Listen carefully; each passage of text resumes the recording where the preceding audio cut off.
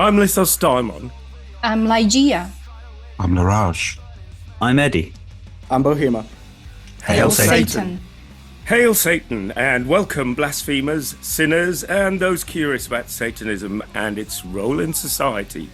In our first episode, we wish to talk about our origins, how we came about, how we became what we are now, how we've spread from a UK-based organisation to an international one, and what this all means to us. In 2016, the origins of what later became the Global Order of Satan was in the formation of the Satanic Temple UK, a branch of the US-based Satanic Temple. In 2018, after realising that the Satanic Temple, while sharing our basic philosophy, was too US-focused and centralised for our needs, we briefly became Satanic Temple International, before officially forming the Global Order of Satan, or GOS, or GOS for short, with the aim of having international chapters that are wholly autonomous whilst adhering to our central 6 pillars, which are self-fulfillment and personal understanding, which allow us to support ourselves and therefore others as well. Respect the inviolable body, autonomous will, and sovereign right of every individual to guide their own life and being, remembering that enjoyment of these rights is predicated on respect for the same in others. Science, evidence, reason, and critical thinking should guide our beliefs about our universe. Truly critical thinking can only be achieved by challenging your own preconceptions and opinions, providing a more balanced outlook to help us make better informed decisions.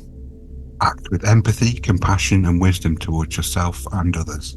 Justice always takes precedence over laws, institutions, and religious texts, as long as the pursuit of it does not countermand the pillars. All people make mistakes. Allow them to correct those mistakes, as we seek acceptance in others over our own.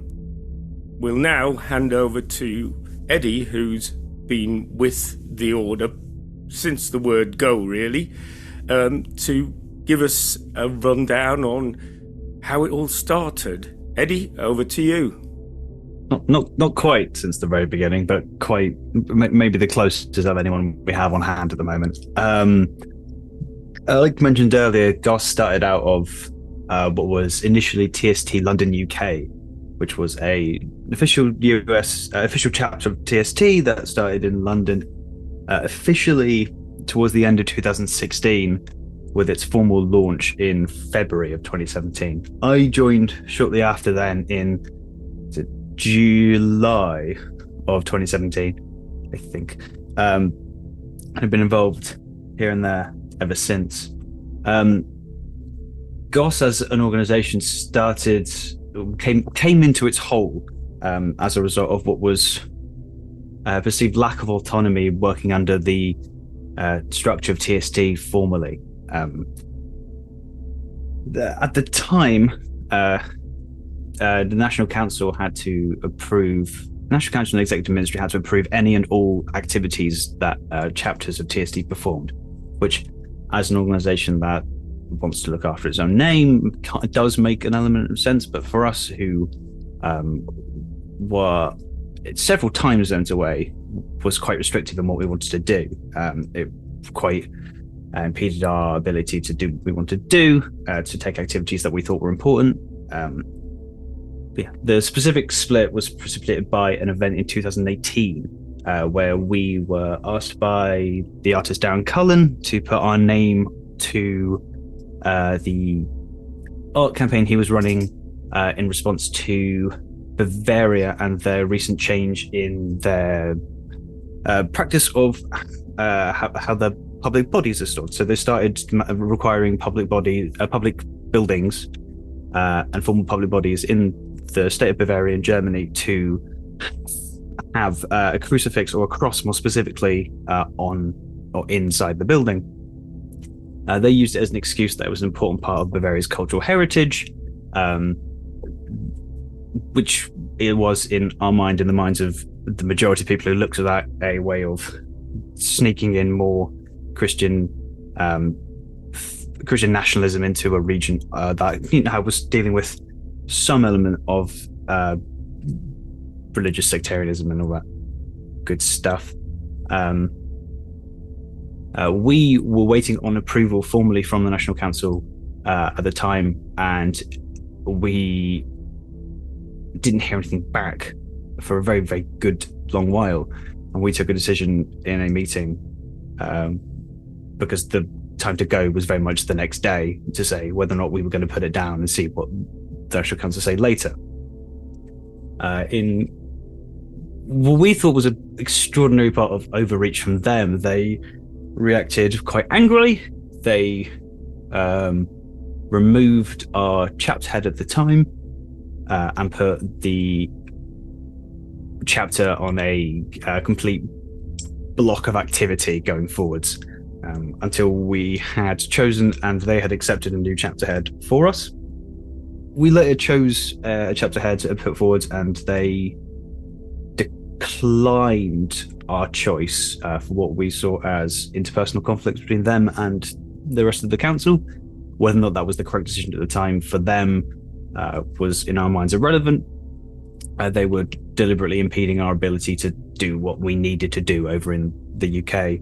And so, formally, we made the decision in July of 2018 to cease working under the TST name and become an independent organisation in the United Kingdom. At the same time, the established groups in Italy and the rest of Europe, and also fledgling groups in Australia, decided to leave TST as either, in Italy's case, a formal TST chapter, and the rest of them as friends of TST groups, and come with us to form what was then at the time referred to as Satanic Temple International, which was a very short-lived name, lasted for about 7 months before we formally became known as Global Order of Satan, which is the name we've been working under since then. Regardless of being a membership of TST, regardless of being independent or not, TST as an organization is very much built in an American-focused mold. It's an American organization which is focused on American problems, which, even if there weren't issues with the executive ministry and how they run the National Council, which was referred to at this time, would still have issues with how we, as an organization over here and across the rest of Europe and the rest of the world at this point, operate and see problems within their own states. Although we do have similar issues with the United States in terms of religious issues, there are differences, and those differences are important. They're worth recognizing, and those are worth, working against. Especially in terms of things like our relationship to church and state. Like, not normally in the States, they're completely separate, and over here, our head of state is our head of church. Church figures sit in our parliament to some extent. They can opinion they can put forth into how we start our laws and how we make judgments on things. So that is crucially an important difference. And having this chance to do what we do separately, having this chance to be an autonomous group, lets us do our things differently. It lets us express ourselves in a way that is authentically us and authentically a way of doing things, instead of trying to fit into the mold that TST started. Ultimately, as a group, even when we're an official chapter, what you do with that is you mostly trade off the name, you mostly trade off the idea of TST, which, even though we wanted to do things differently, we wanted to be our own selves when we were TST UK, we were using the TST name to gain a certain amount of notoriety over here. And ultimately that is a fact, and you can't say otherwise, even if you want to look against it. Even though many people will argue separately and saying that's not quite the case, it very much is what that is, and that's how it works, and that's how you work when you set yourself up in a bigger organization that's got an established name. You do it because they have a certain amount of notoriety to their name. And becoming independent and doing something ourselves and having our own name to stand behind has given us a lot more to do and a lot more space to sit in and spread our wings and fill ourselves out in the space as it is. And that has, I think, been received quite well and quite positively by people. Especially to the extent that we have other groups from across the world seeking to become a part of that, including recently Pittsburgh becoming the GOS Steel City, and a group in Chile that's recently just joined us. I think that's a really positive thing, and I think it's really lovely, and I think it's quite affirming for the work we've done and we've put together across the world, and also at home, that we still have people actively seeking us out to come join us, even just here. And I think that's demonstrably something that we may not have been able to do if it was still just another TST group, and I think that is important. And I think by doing this, we put our money where our mouth is. We stand for what we believe in, and we've become something better than we could have if we were just part of another group. And I think that's great. Eddie, was it always the intention from the moment that GOS became GOS that it was going to be a kind of each order does their own thing, or was it initially going to be almost like a carbon copy of TST? No, from the very start, GOS was envisioned as an umbrella name that organizations would join to and be ultimately autonomous, working together to have a similar goal, but not ultimately the same thing. Like the idea of the International Council was mostly a group of people being able to talk to each other, saying, what are our goals going forward? And if we can relate to each other, that's what we would do. We share names because we have similar goals, not because we want to be doing the exact same thing. It's the same way that we didn't require groups who joined us under the GOS name to have GOS in their title. Like Sweden went by Satanism some fund for years without taking any TST names on. So it's more, it's closer to be understood as GOS as like an umbrella body from which some groups have the same name and some groups just exist separately too, but under a function under that umbrella group.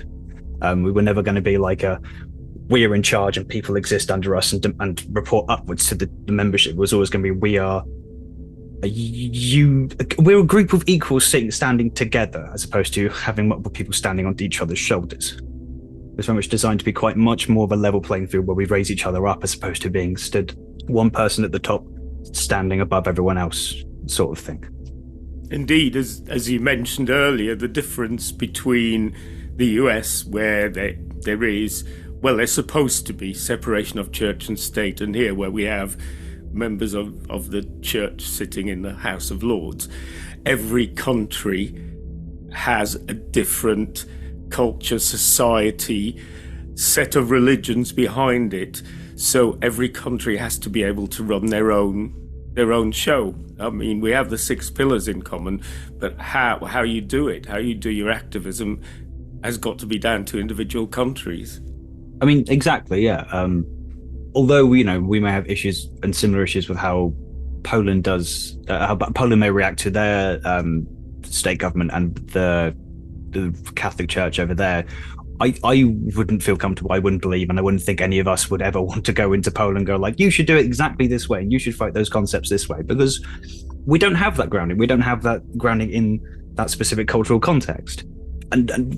And should these groups ever ask out, we're always happy to help. We did so for Poland a few years ago when they asked us for solidarity with regards to the creeping rise of fascism there, as well across the rest of Europe, but specifically there with the Peace and Justice Party taking over.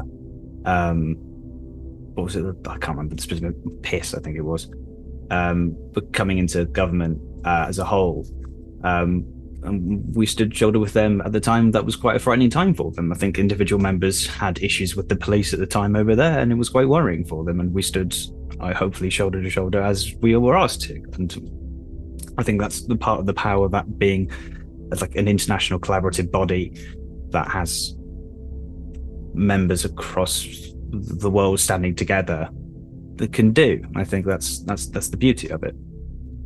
So that kind of, that very sort of separateness, that flexibility is really one of our main strengths. That's what I feel anyway.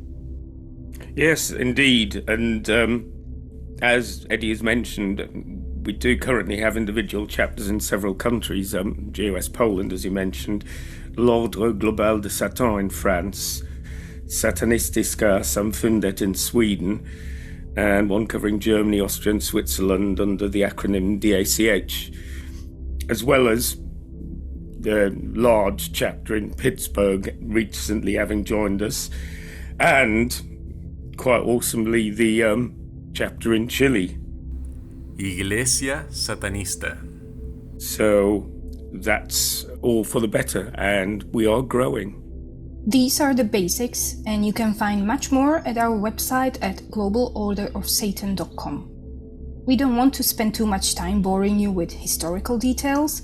Our main aim is to discuss topics of interest to us, and we hope to you too, and shine the light of Lucifer on matters of importance.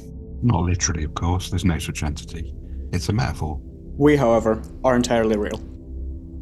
and we'll just give you a little bit of background from each one of us on how we got here and what it means to us. So I've been a member since 2018. I joined at the time when we were STI, Satanic Temple International, briefly before we became the Global Order of Satan. And I was raised a Catholic. And since my mid to late teenage years, I haven't really believed in any of it. Nothing supernatural, no gods, no nothing. And went through various phases of atheism, going all the way into what I regard now as really dismissive and supercilious Dawkins-style atheism, where you're kind of assuming that anyone who believes in God is an idiot, which I think I can't agree with anymore these days. You know, everyone's got the right to believe what they want to believe. And I found the Global Order of Satan through the campaign in Bavaria, the Kreuzpflicht campaign that Eddie mentioned. I thought that was an awesome campaign. I read the 6 pillars and they fitted perfectly with what I believe. And I just thought this is what I have essentially been looking for all my life. And as a result, joined up, and it's been great. And what a fucking awesome bunch of people. Hey everyone, my name is Ligeia and I joined GOS 4 years ago. And I am the proof that there is never too late to join something that works for you, as I absolutely knew when I read the pillars and learned something about the activism and the projects of GOS UK. I knew I found my home finally. I came from a strict Catholic background from Central Europe, where it's also like a lot of traditional stuff around it. It's not just a religion, it's also family traditions and the roles of women and men, and a lot of homophobia, transphobia and other nasty stuff, which was also the reason why I came to live here to the UK, where I found a lot of freedom for my beliefs and what I believe is good and is worthy of pursuing, let's say like this. The main reason why I was looking for something else than my Catholic beliefs. Funny story, I actually wanted to be a nun when I was 15. I was trying so hard to be a nun so early in my life. So yeah, it was really deep in me. But also I had so many questions about everything, about what was read from the Bible in the church and in the songs and all the traditions around it, Christmas, other stuff, you know. I had questions and I couldn't believe that I was not allowed to have these questions. Not even like the priests were not happy with me asking, but the closest family, they still to these days live in so much fear of questions they can't answer, because I still believe that my questions were on point and logical, and they couldn't say anything because, you know, the Bible is, as I look at it, is just book of lies.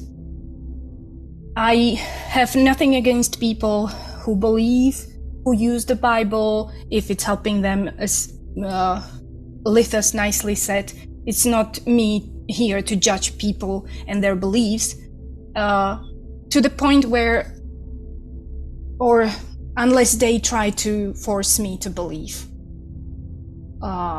in like God or whatever higher power.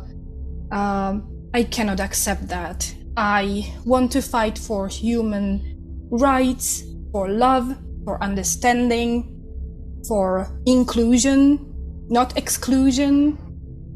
I am trying to raise my 2 kids in a world that will give them more freedom, that will be liberating for their minds and whatever they choose to be or feel to be. And I don't want them to ever feel like because they are humans, that means they're automatically sinful, filthy, nasty, and they have to spend their whole lives begging for forgiveness for whatever some creature that is up there. No, I don't want this. I know how that feels. For me, it never brought anything good to my life. So when I found GOS, I reached out and I finally felt happy, liberated, and the paramount of my beliefs at the moment, at this stage of my life, is to fight for everything that is justice, that is human, that is good, and that is going to help people who need it the most. So, hail Satan. So I think I'm probably a little bit different than a lot of people on the podcast, at least, in that I was raised as an atheist by atheist parents. But it was in those days, we're going back to the 70s and the 80s, there was still a very large percentage of the school day and the education system was taken up with Christianity. Even something that was termed religious education wasn't really religious education, in that we weren't learning about religions, we were being told about more Jesus stuff. And as I got a little bit older, I just got more and more frustrated with all of this. And I couldn't understand why people would, why were we being taught this? And not taught it in a way of, this is what some people believe, but taught it in a way as, this is what you should believe. And then when I was about 11 or 12, my mum gave me Paradise Lost to read, and for the first time I found a character that I could actually identify with, that being Milton's Lucifer, someone who questioned God and stood up to God. And although I didn't believe in God, and I didn't believe in Lucifer either as an actual figure, it was like someone saying, yes, there are people who think like you do, which was a profound relief. And I went through most of my life thinking that possibly I was the only atheistic Satanist in the whole of history. And then I found out about Ligea and the Church of Satan, and immediately decided that they were not for me. I'm never been into that right-wing individualism. And then after that, I found TST and was initially attracted, flirted with joining the UK chapter of TST, but ultimately didn't once I found out a few things about how TST operate. And then I accidentally, I genuinely can't remember how, found GOS. Sort of watched a couple of videos on YouTube and read the pillars and thought, yes, this, I'm home. These are my people. And like Eddie was talking about earlier, one of the things that really appealed to me about GOS is the kind of, I wouldn't say it's like a franchise, but it's kind of a bit like that, in that they, GOS say, here is the basic model, here is the name, here are the pillars, you take it away, to your country or your language-based culture, and you make of it what you want to, and you will be completely independent, but we will also all be together as a unit should you need our help. And that really appealed to me, and as did the kind of political side of things as well. And everyone that I've been involved with in GOS, both in the UK and internationally, has been, without question, outstanding human beings. And I've really enjoyed my time so far. That's me. Hello everyone, I'm Bohema, and much like a lot of people within the Satanist community, I was brought up Christian.